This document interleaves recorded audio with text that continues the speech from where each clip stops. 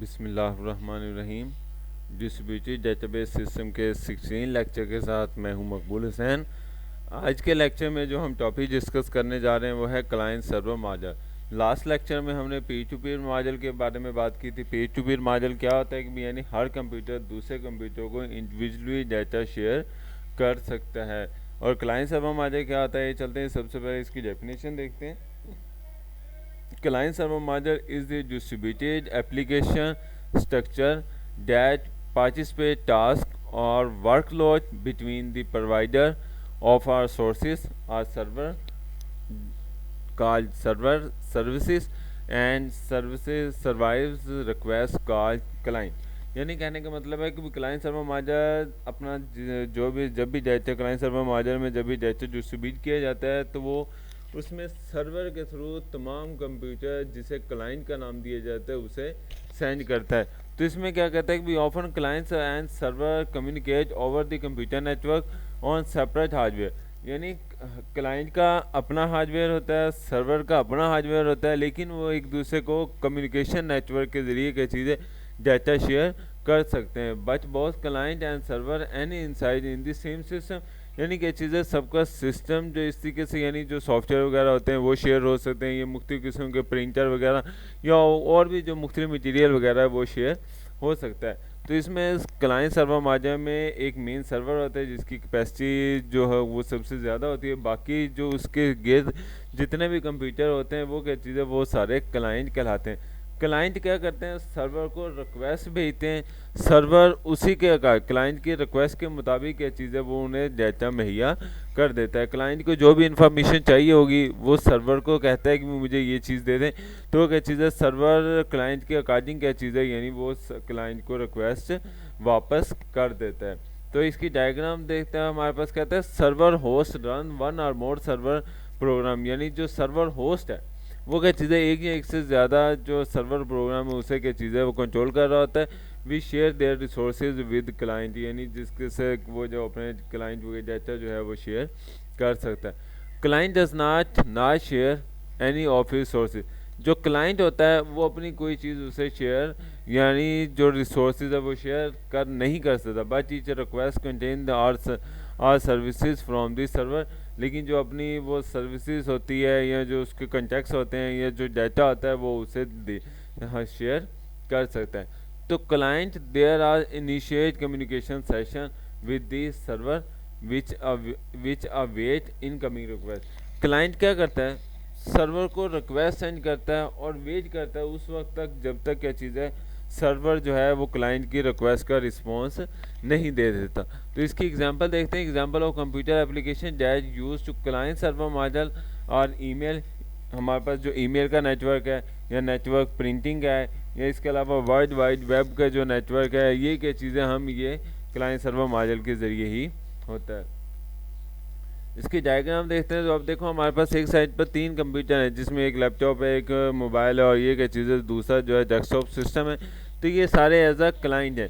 ये अब किसी भी सर्वर से जब हमने डाटा शेयर करना है तो वो क्या चीज़ें ये सारे क्या चीज़ें एक इंटरनेट के ज़रिए किसी भी सर्वर के से जो है ना वो डाटा को एक्सेस कर सकते हैं। यानी लैपटॉप जो है वो रिक्वेस्ट सेंड करेगा इंटरनेट के ज़रिए किसको, सर्वर को। सर्वर में जो भी डाटा होगा जो उसने सर्वर का लैपटॉप ने मांगा होगा वो क्या चीज़ है वो इंटरनेट के ज़रिए क्या चीज़ है वो क्लाइंट को यानी सर्वर लैपटॉप को चला जाएगा। तो इसलिए क्या चीज़ें इसमें डाटा एक दूसरे का शेयर।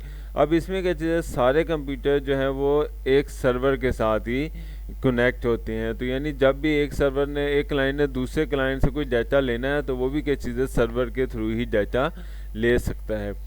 तो इसकी एग्जांपल देखते हैं। यानी व्हेन अ बैंक, एक बैंक की एग्जांपल देखते हैं। यानी bank when a bank customer access online banking services with the web browser, the client initiate the request to the bank server। यानी बैंक कस्टमर जो होता है यानी जो बैंक का कस्टमर होता है वो ऑनलाइन बैंकिंग सर्विसेज के ज़रिए की चीज़ें जब भी उसने कोई वो क्या करता है वो एक रिक्वेस्ट सेंड करता है। यानी हमारे पास जो बैंक का जो मेन सर्वर होता है जिस तरीके से यूबीएल है या हमारा एचबीएल बैंक है, एचबीएल बैंक का जो एक मेन सर्वर है जब भी किसी भी क्लाइंट ने कोई इन्फॉर्मेशन हासिल करनी है यानी उसने चेक करना है कि मेरे अकाउंट में कितने पैसे हैं तो वो क्या चीज़ है वो एक रिक्वेस्ट भेजता है तो रिक्वेस्ट के अकॉर्डिंग क्या चीज़ है वो वेब सर्वर जो है वो उसे क्या चीज़ है वो उसकी रिक्वेस्ट का रिस्पॉन्स देता है। और उसके लिए क्या चीज़ है उसको लॉगिन होना पड़ता है। The customer login the conditional में be stored in the database, और उसका जो लॉगिन आईडी पासवर्ड होगा वो सर्वर के डेटाबेस में स्टोर होता है। और अगर तो वो सर्वर का डेटाबेस के साथ मैच हो जाता है फिर वो उसकी रिक्वेस्ट को रिस्पॉन्स देते हैं। And web server access the database server as a client, यानी डेटाबेस सर्वर में जो भी डेटा होता है वो क्लाइंट को मुहैया कर देता है। An application server interrupt the return data by applying the bank's business login and provide the output of the web server. तो finally the web server return the result to the client web browser for the display से, यानी web browser जो भी होता है जिसमें Chrome या Mozilla वगैरह होता है तो उसके ज़रिए की चीज़ें हम रिक्वेस्ट सेंड करते हैं सर्वर को, और सर्वर क्या चीज़ें यानी वो यूज़र की या क्लाइंट की रिक्वेस्ट के अकॉर्डिंग क्या चीज़ें वो रिस्पॉन्स देता है, और वो क्या चीज़ें जो भी डाटा है वो वेब सर्वर के ज़रिए क्या चीज़ें वेब ब्राउज़र पर शो हो जाता है। तो इसके एडवांटेज देखते हैं। तो सबसे मेन पहला जो मेन जिसका एडवांटेज यही है कि भी यानी इसका सेंट्रलाइज टू कंट्रोल है, यानी जो भी कम्युनिकेशन होती है जो भी डाटा वगैरह होता है वो सारा क्या चीज़ है एज अ सेंटर यानी सर्वर के पास होता है, और सारे उसे को ही कंट्रोल वो सारा उसको कंट्रोल कर रहा होता है। यानी जो भी सिक्योरिटी की जिम्मेदारी यानी जो कंट्रोल करना होता है डाटा को वो सारा किसने करना होता है वो सर्वर ही कर रहा होता है। तो एक्सेस रिसोर्स यानी उसके जो रिसोर्सेज होते हैं ये integrity of data are control by the dedicate server, so the program और unauthorise client can not damage this system, यानी क्या चीज़ें या अनऑथराइज पर्सन जो होगा वो क्या चीज़ें कोई उसके डाटा को एक्सेस नहीं कर सकता। क्लाइंट सर्वर को सिर्फ वही क्लाइंट एक्सेस कर सकते हैं जिसको सर्वर ने इजाज़त दी होगी, इसके अलावा हर कोई जो है वो उसके डाटा को एक्सेस नहीं कर सकता। तो this centralisation also faculties to task the updation data और अदर रिसोर्सेज, यानी उसको जो भी अपडेशन वगैरह होती है वो सारी वो खुद ब खुद ही कर रहा होता है।